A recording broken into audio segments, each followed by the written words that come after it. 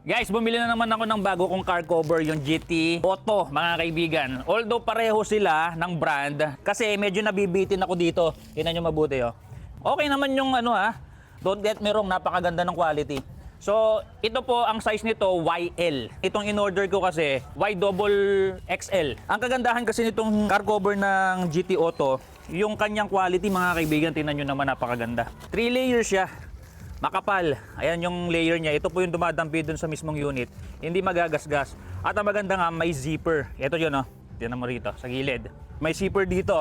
So pagka po meron kang nakalimutan sa loob, pwede mo siyang i-open na ganyan.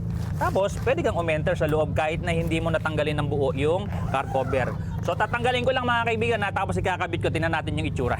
So eto na siya, mga kaibigan, nakakabit na. Kung mapansin niyo, ito, excess na talaga siya. Sobra-sobra na siya sa lupa. Pati rin dito sa harap, sobra-sobra siya. So kasi pang ano to pang pick up. Ayan, no, sobra-sobra siya, mga kaibigan.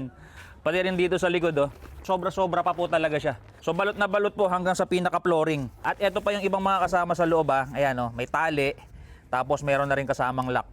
So talagang ang para rito sa Innova yung YL. Ito, yung saktong-sakto kanina sa unang-una nating video. Kung ganun po ang gusto nyo talaga na size, yun ang bilhin nyo. Pero nonetheless, napakaganda pa rin po ng ganitong quality. Sinubukan ko lang. Baka naman sakto lang, kaya lang medyo sobrang laki po, mga kaibigan. Kung gusto nyo po yung ganitong quality ng car cover, share ko na lang yung link dyan sa Yellow Basket. Feel free to check out.